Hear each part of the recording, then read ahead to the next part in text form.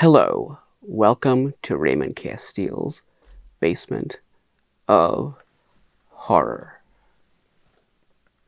Today we're going to look at the Placo Universal Monsters from 1991. This is actually the second time I've recorded this episode. I recorded it a few days ago, and there was a technical problem with one of the cameras, and I had to trash the episode and start over again. So I've already been through this once. Hopefully this second time will be perfection. Okay, let's take a look at one of these. This is a Placo Frankenstein. So you can see, I think, over here, we have quite a bit to talk about. Here is Placo Frankenstein. This is a Universal Monsters Frankenstein. Licensed Universal Monsters. There's the 1991 Universal Monsters logo that they used on a lot of different merchandise, a lot of different promotions. And as we'll see right now, there's two versions of that logo. The other version has the bride and the creature added. And I've got a display that uses the same artwork of these 6 monsters. And it's a Pepsi Doritos display. It's 8 feet long and 3 feet tall. So it's a little more narrow. All this text is more narrow. So it's more like this. You got the faces and then you got some text here. And this is 8 feet and about 3 feet right there. 3 by 8. And it has 2 big poles that it stands on. Pepsi Doritos did Universal Monsters promotions every Halloween for several years during the early 1990s. And it was a big deal for a while. They made a big deal of it. If you went into any grocery store, you would see by the soda and the potato chips, the snack aisle, you would see the big Universal Monsters displays. I described the one I've got, but they had a lot of different things like that. Every year they had a different look. Sometimes the monsters looked very serious. Other times they were kind of goofy. I know one year they all had party attire, like party hats and sunglasses, or maybe a noisemaker or something sticking out of their mouth. So one year they were like party animals, partying up with different kinds of party accessories. And other years they were more serious. And they had things like inflatables. I've got a inflatable Dracula. I don't know what year it's from, but it's like life size, like 6 feet tall. And it's this typical kind of monster pose. And has a red vinyl cape. I think it's red. Is it black? I don't know. I want to say it's red. But it's branded with Pepsi Doritos. So, and they had lots of stuff like that. So, I don't know what got into Pepsi Doritos, owned by the same company, why they decided to go hard with Universal Monsters, but they went all in with the Universal Monsters in the 1990s, from like early 90s to mid 90s. And at least in 91, maybe 92, but certainly 91, because this might have been in use for 2 years. I'm not sure about if this artwork was only 91 or if it was 91 and 92. I'm not sure about that. But for sure, though, it was used in 91. So that was the big Universal Monsters promotional artwork for that year. And it was on all kinds of different stuff, not just these toys. So you see that Frankenstein, he's very friendly looking. He almost looks like Herman Munster. It's a very friendly, passive Frankenstein.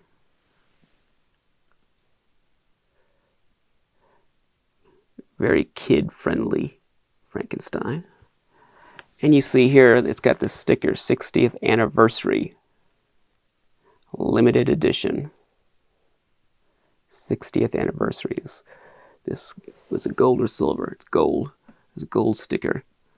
Because 1991 was the 60th anniversary of both the original Universal Dracula and Frankenstein.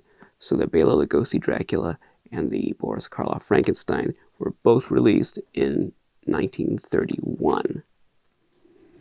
And now we're coming up on the 90th anniversary.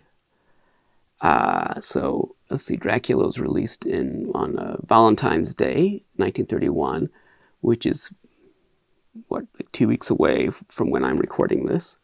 So we're right up on the 90th anniversary of the Bela Lugosi Dracula. And before you know it, unless we destroy ourselves in the next 10 years, which is very possible the way things are going, before you know it, it'll be the 100th anniversary of the Universal Dracula and Frankenstein. It's going to get here pretty fast. 100th anniversary. Boy, I sure hope Universal does something special for the 100th anniversary of those films. Good grief. You would think. But I don't know. We'll see. We'll see. So, but these were for the 60th anniversary. And here's the back. You know, nice artwork on the back. Those four classic ghouls standing in iconic poses. And Dracula looks very Lugosi-esque, both on the front and the back. You see, that is a Lugosi Dracula. And, yeah, that is also a Lugosi Dracula.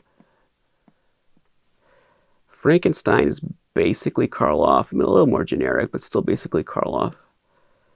And Wolfman, it looks a pretty decent Lon Chaney Jr. likeness for Wolfman, at least on the front. That's definitely a Lon Chaney Jr. Wolfman. But look at the mummy. What happened to him? Why do they do a generic mummy? I don't know. They have these very nice likenesses and very actor-specific versions of these other monsters, but the mummy is generic. I don't know why. On the back, the mummy has got basically a Charis Ricardis pose. They've all got iconic poses. They're all the poses that you would expect them to have. Although the Wolfman, maybe you'd think his arms would be up in the air like the Aurora model kit, but they didn't do that with this. Oddly, though, he has Sasquatch feet. Why does Wolfman have Sasquatch feet? I don't know.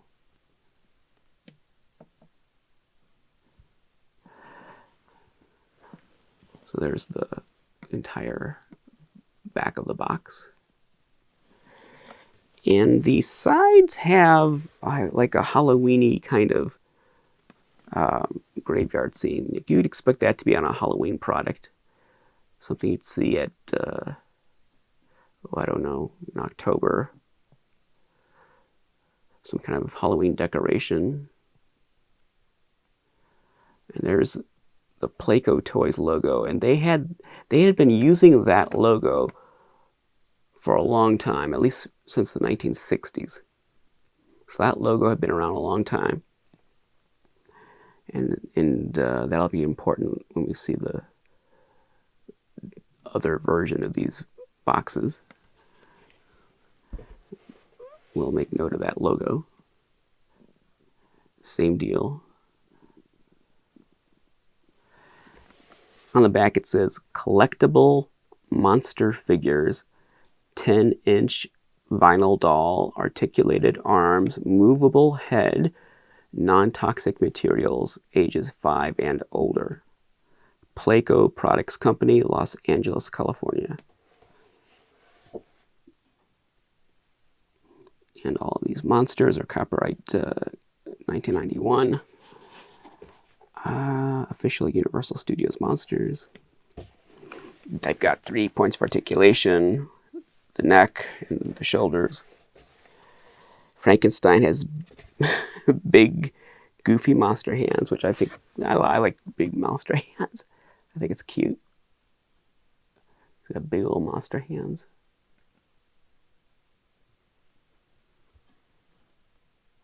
And his outfit is a kind of olive drab green. I don't know if it'll look that way on camera or not. When I was doing the Hasbro Kenner 12-inch monsters, to my eyes, the Frankenstein jacket looked green. And I actually talked about it on camera, how it was the dreaded green jacket. But when I was editing that episode, on video, the jacket looked gray. It wasn't green at all, so I would just look stupid talking about the green jacket when the audience would see a gray jacket. And I don't know if it's the lights that make it look gray on camera, or which one is correct? Were my eyes correct, or is the camera correct? To my eyes, the Hasbro jacket looked green. On camera, it looked gray. And I've had that experience before with some Frankenstein toys where maybe on a computer screen, a picture of it looked gray, or it looked green, but in real life it was the opposite. But this looks green. This whole outfit looks green. And so the head is not an actor likeness at all. There's no Karloff or Glenn Strange or anyone. It's just a generic Frankenstein head. It's a cute Frankenstein, though. Okay, let's go on here. Now this is also a Placo Frankenstein. What happened? He looks different, doesn't he? And the box is dated 1991. Yeah, 1991, so same year, according to the box. Now, I think it actually came out in 92. I think this one is actually a 1992 toy. This is essentially a second series. So they changed the box and added Bride and Creature. They also added a lot of other artwork.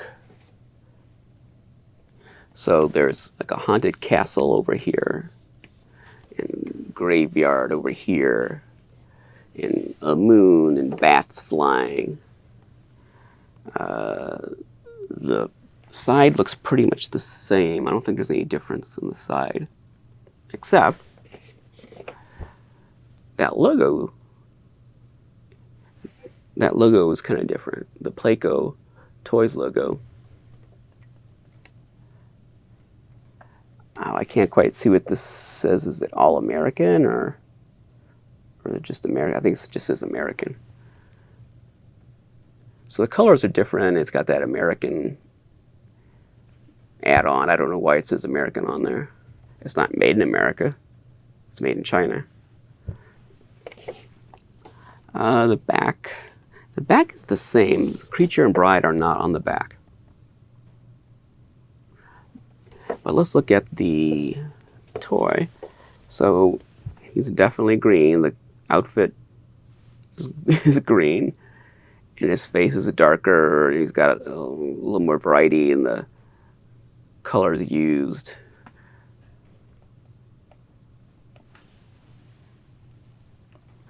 It looks like he's got some kind of phosphorescent paint accidentally splashed on him or something. It's kind of odd looking. Let's get them both together. Okay, here we go. So there they are together. It's hard to get them in the shot. Here's the second version.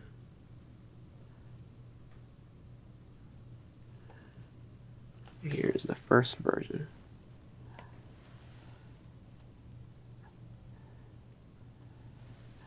And that's what they look like side by side. So I don't think that there's any difference in the sculpt. I think it's just the paint. Yeah, I don't see any difference in the sculpt. Oh, but you know,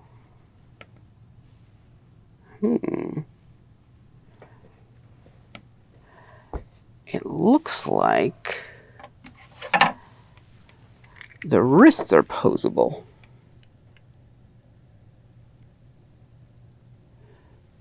Yeah, I can't verify that without having it in my hand to move around, but it sure looks to me like the wrists are posable. Yeah, I think they are. Because his hands are in different positions. And the second version, the hands are like that. And the first version, the hands are like this. And it looks like they might be posable. So I did not know that. If that's the case, and it's got 1, 2, 3, 4, 5 points of articulation that I know about. Where did this come? It's got a price sticker on it.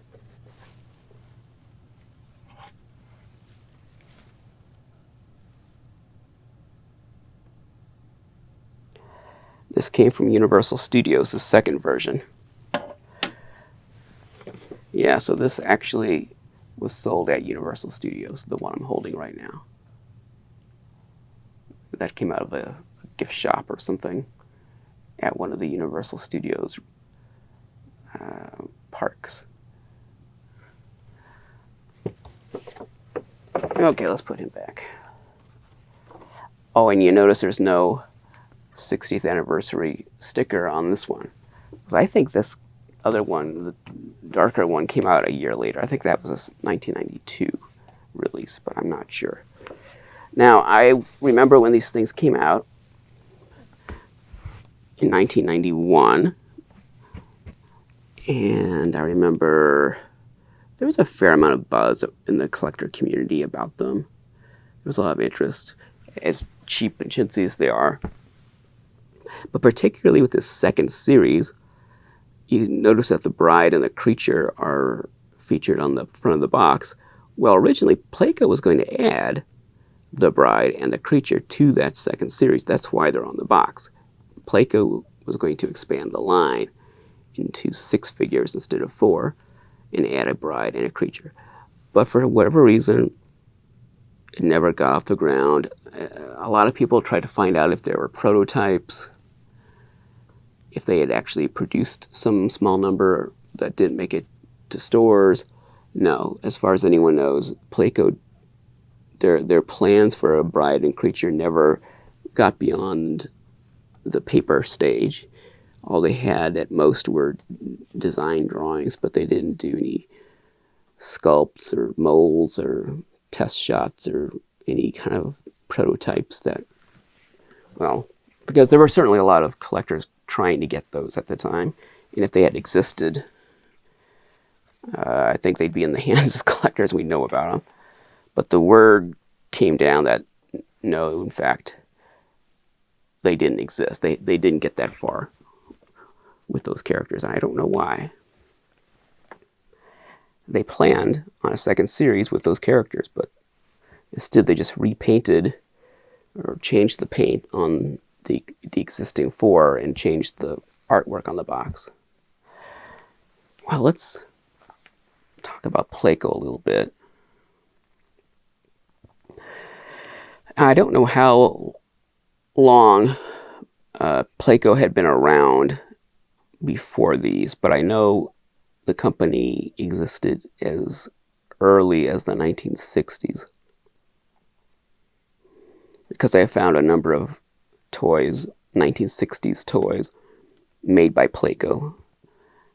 And they had always been a rack mount, junk aisle kind of cheap toy producer. They never did mainstream high-end toys or toys that were supposed to compete with the big companies. They always did the low-end toys, the rack toys, the drugstore toys.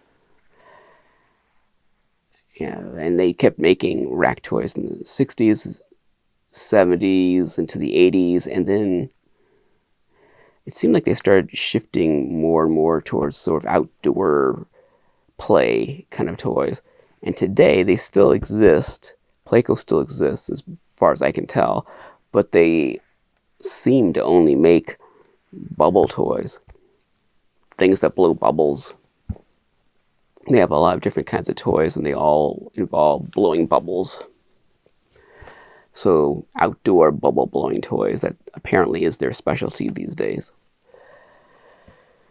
And even in the 90s, these monsters were kind of odd for Placo to venture into that territory. So I think they were trying to get out of that junk aisle, that the junk aisle genre that they were known for, in trying to branch out. And I think these monsters were their attempt to make something that would compete with the big guys, you know, Hasbro, Mattel, Kenner, Playmates at that time. They were trying to establish themselves with a mainstream, higher-end action figure line. And this was how they were going to do it with the Universal Monsters, because they're very different from other products that Placo made. They're even as junky as they are, they're upscale from what Placo usually made. So I think they saw the Universal Monsters as their ticket to a higher level of product in competing with the action figure companies and pulling themselves out of the rack toy business. I don't think it worked. The toys, I guess they did okay, but they were not hits, that's for sure. I mean, they had to have done all right to even bother with a second series. But I remember them being on clearance all the time. And I bought most of those from clearance shelves when they were on their first run, not as collectibles. Most of those came from clearance shelves back in 1991 or 92. So that's who made them. That's Placo. They were kind of an unlikely company to make a product like that. And even though they're pretty rudimentary, they're still marketed towards collectors. Now, obviously, they're marketed towards, at that point in 91, they're going to be marketed to kids, probably first and foremost. But there's definitely the collector aspect of it. They're calling them collectibles. They're emphasizing the anniversary. There's this air of collectability to them. So they're trying to, I don't know how seriously they're trying to attract adult collectors with these, but at least they're moving in that direction.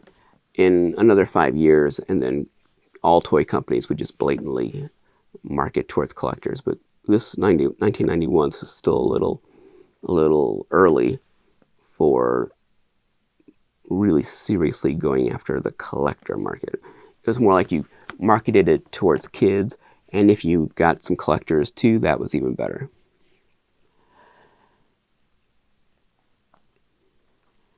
Well, let's see.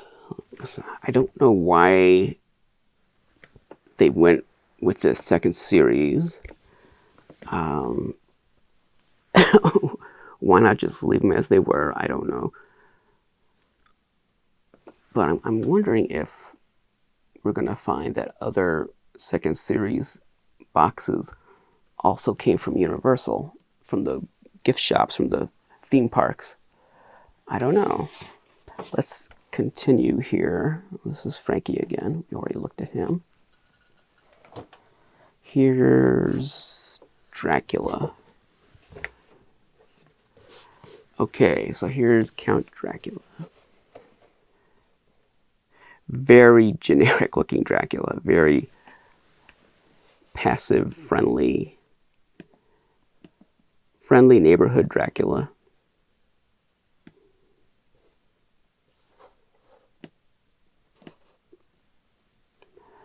Not much to fear from that guy.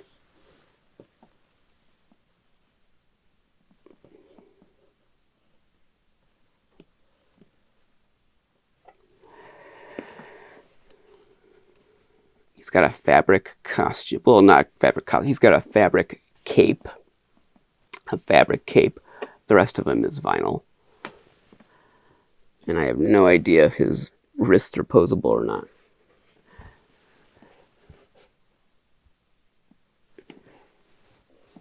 So, very generic Dracula.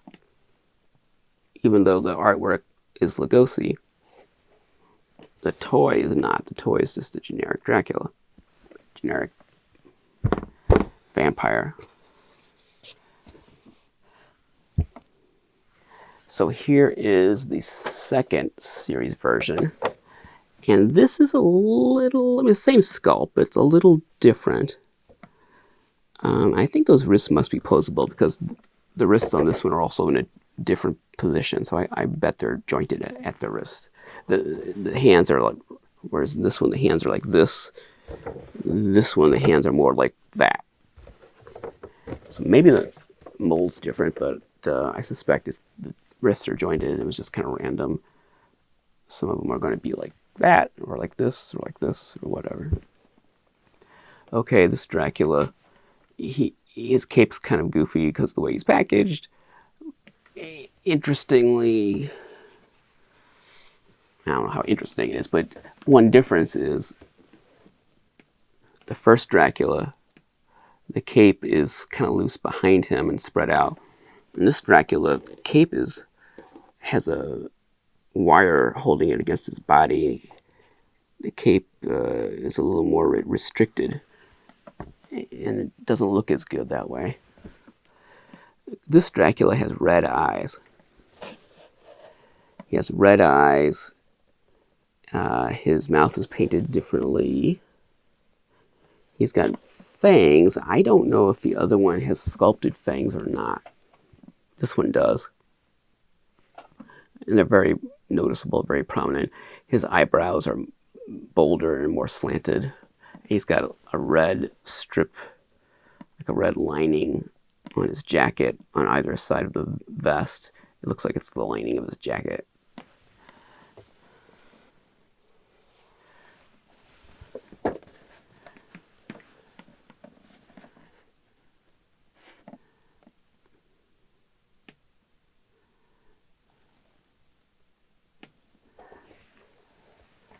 So you can see what that head looks like. And then what this head looks like. Okay. Well, I don't know why they bothered with little details like that, like his eyes and his lips, or the red lining on the sides of his jacket.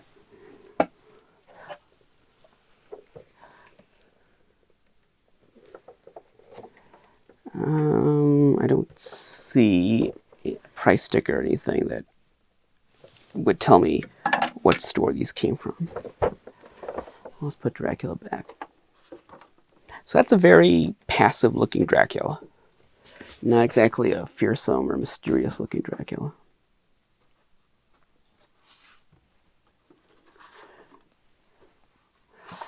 Okay, here's the Mummy.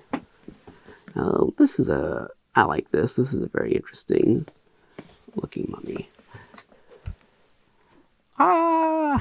Who does he look like? He looks like Clarice from Abbott and Costello Meet the Mummy.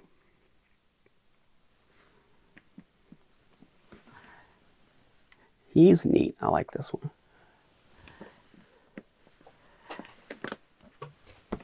Now, the Imperial mummy from 1986 also looks like Claris. But whereas the Imperial mummy was sculpted to look like Claris, this one, the Claris resemblance is all in the paint. The sculpt doesn't support a Claris likeness. It's just the way they painted it.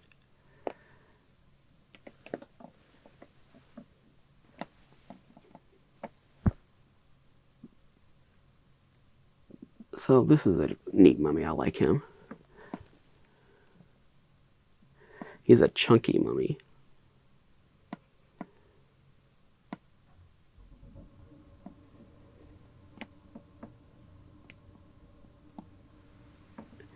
He's a chunky, chubby mummy. And very friendly, very pleasant looking mummy. Now here's a second version mummy, which looks more like the artwork on the box. You know, more like that.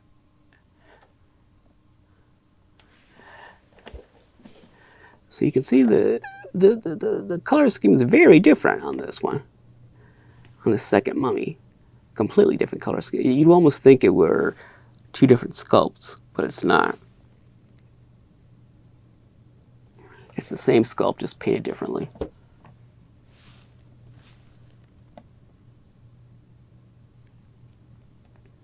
And I prefer the Claris one, the white one with the exposed eyes and lips.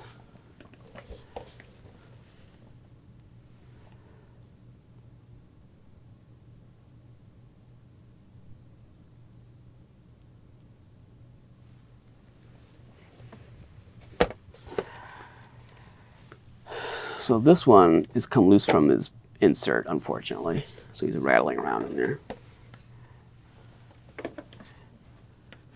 Here they are, the two versions. Which do you like more? I like the white one, the Claris one. But they're both interesting. They're both cute mummies. And again, definitely not a threatening mummy, just kind of a cute mummy that probably wants to just go to sleep and be left alone.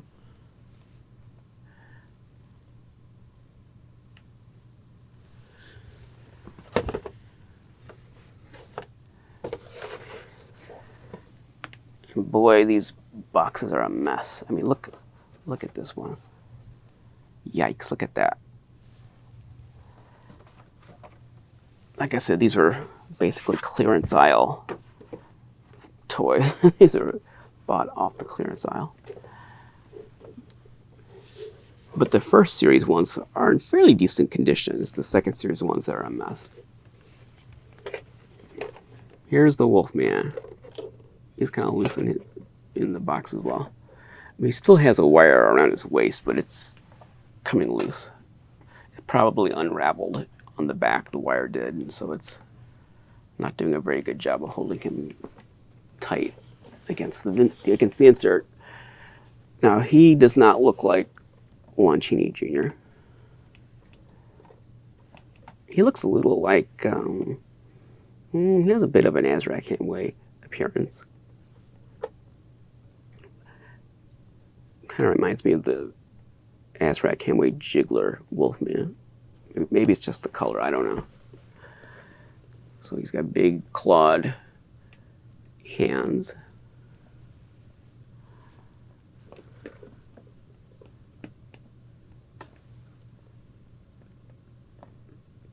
And like Frankenstein, he's in green.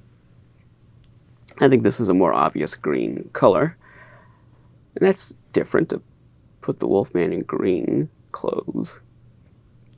At least this color green, kind of a pea green. That's not what you usually associate the Wolfman with. Here is the second version. Very different color scheme indeed. Now he has a red shirt and brown pants, which is similar to the Imperial Wolfman. As far as I can tell, it's the same sculpt. It's the same sculpt, just a different color.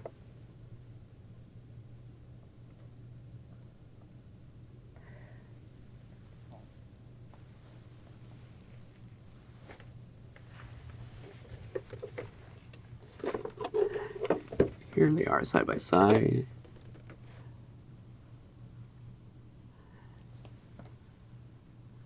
Same sculpt, but very different colors. Also, the red-shirted one, the head, and probably the whole body, but I notice it in the head, it looks more glossy. It has more of a sheen. And they use a glossier material or a glossy paint to seal it up. It looks more glossy than the green shirted one. Now, some people have noted that there's a similarity between these and the Imperial monsters from 1986. So Imperial Toys made a set of Universal monsters: Frankenstein, Dracula, Wolfman, Mummy, and also King Kong and Godzilla as well. But they made Universal Frankenstein, Dracula, Wolfman, Mummy in 1986. Very similar toys, a little smaller, but same kind of vinyl construction with a jointed neck and two shoulders on the Imperials. And I looked at these side by side with some Imperials, and from what I can tell,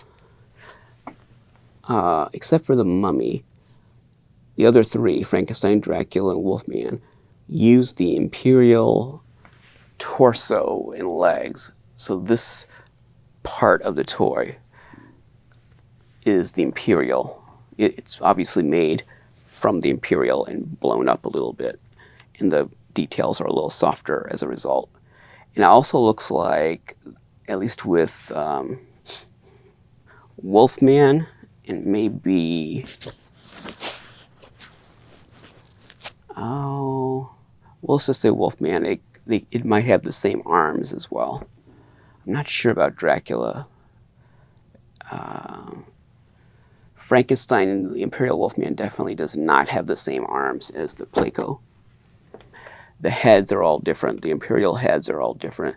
The Imperial Wolfman head has a little similarity to the Placo Wolfman head. I'm not sure if it's the same sculpt. I don't know if Placo molded their Wolfman head off the Imperial head. Maybe, but I can't verify that looking at it. There was no aha, like a line that I could match on both toys. Like, here's this hair creates a line right here, and it's on the Placo, and then in the Imperial there's that same line. There was no giveaway. There's no telltale sign that makes me go, aha, this has to be from the same sculpt. Now the Mummy, the Imperial Mummy, is completely different from the Placo. There's nothing in common. The head, the arms, torso and legs, all of it. It's two completely different toys, two completely different sculpts, completely different. There's no crossover there. But on some of the other ones, there is. Now, I don't know if maybe Imperial and Placo both contracted the same Hong Kong factory to make their toys, and that's why there's a similarity. Or if Placo went to the store and bought some Imperial monsters and said, okay, this is what we're going to do, and send the Imperials to their factory and say, okay, make us those, but a little bigger. I don't know. Let's see.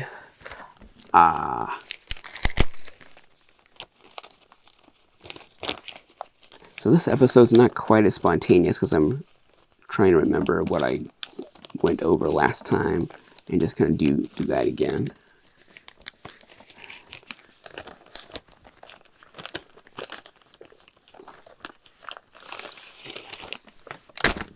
Okay, so here are some monster squirters, water squirters, and they're made by Style Club in 1991.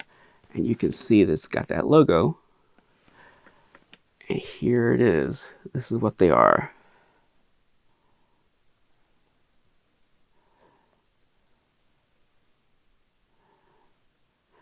They're little rubbery heads that you fill up with water and squeeze them, and they squirt the water out the mouth.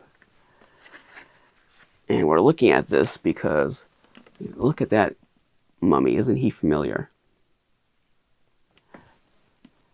Frankenstein's pretty familiar too, isn't he?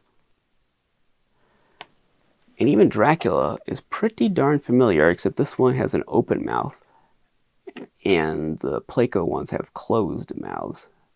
But aside from that, that sure looks like the same Dracula head. Now, Wolfman's quite different. He's different from the Placo monsters. But I'm wondering what the connection is. They look, there's obviously a connection because they look, except for the Wolfman, they look just like the Placos. They're not the same size and they're not the same material. So I don't know how to explain it. I like the artwork. That looks like a 60s toy, that artwork. I wish that something like that actually existed with a Frankie head that looked like that. Now it shows apparently Frankenstein's monster playing with one of these squirting heads. Yeah, he's playing with his own head. He's squirting water. He's trying to get rid of the spider.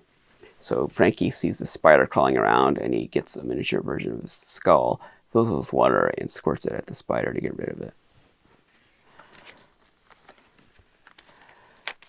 Here again, I was talking about maybe the Placo and Imperial used the same factory. Maybe Style Guy used the same factory.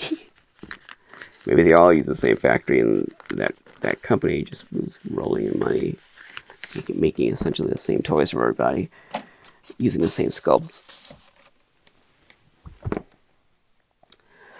So here are the Placos.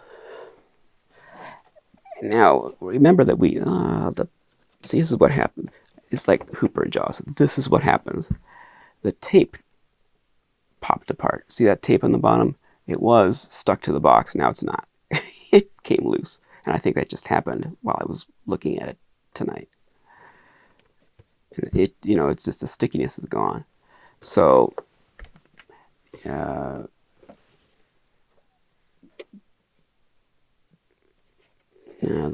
one on top, nope.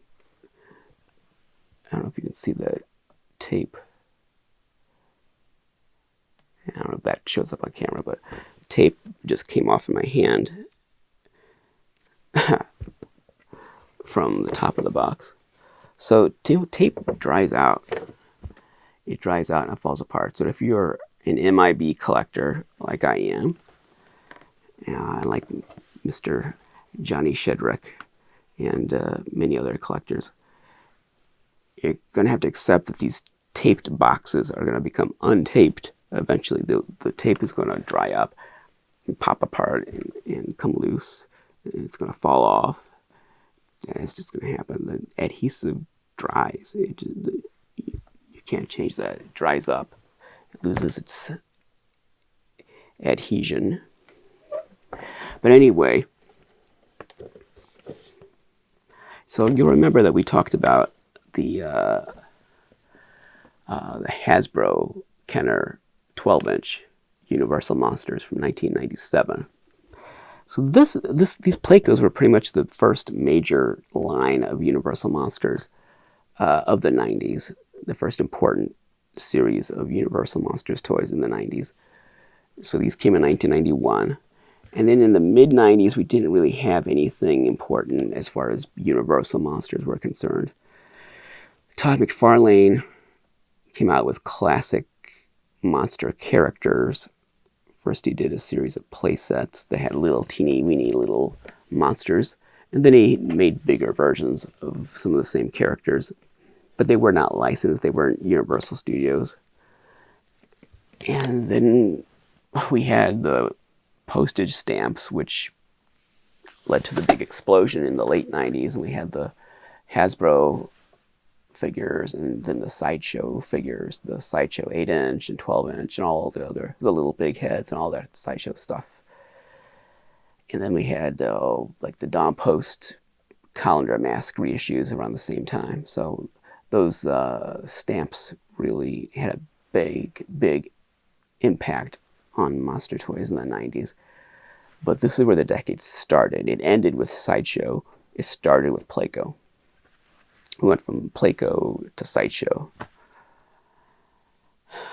But at the time, these figures were really not, they seem kind of junky today and rudimentary, but they really were compatible with what was going on back then, because one of the big toys in the early 90s, and I don't know what year they came out, I'm going to talk about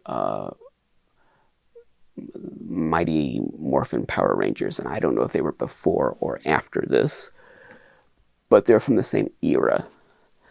And there you have a series of toys that are all very cheaply made. I mean, the monsters in that set are made pretty much like these. These are basically soft vinyl, or basically Sofubi toys. But so the Power Rangers, their monster figures were very similar, and the Rangers themselves were all the same body, just painted different colors.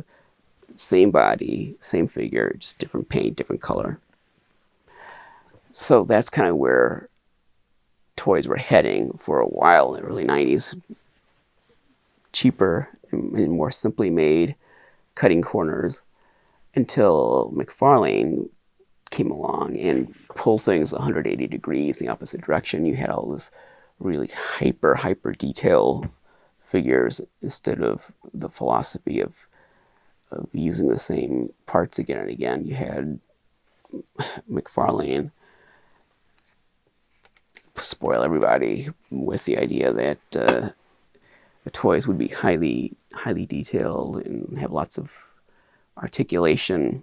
For the most part, some McFarlane toys are not very articulated, but for the most part, they have decent articulation, and they're aimed at definitely older collectors, because some of those McFarlane things are really violent and sexual and not kid stuff.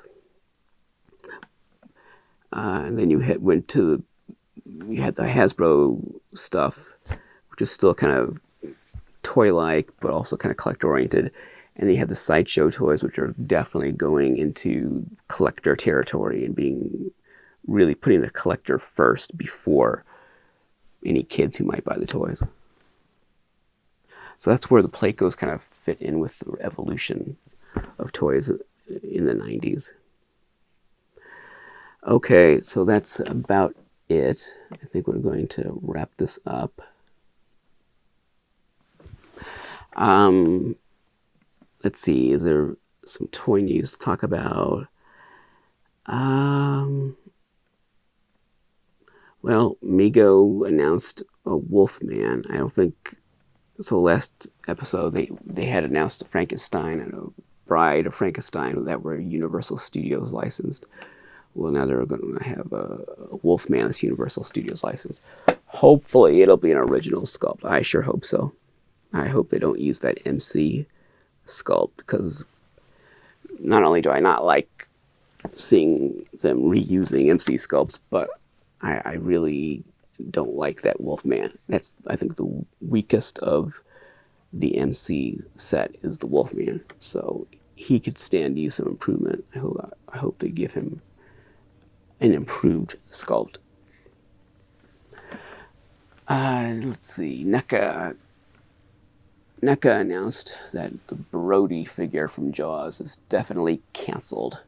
It's not delayed or anything, it's just flat out canceled because they couldn't come to an agreement with Roy Scheider's estate on the likeness. Roy Scheider's estate kept wanting changes, and NECA finally gave up and said, nah, just forget it. Canceled it.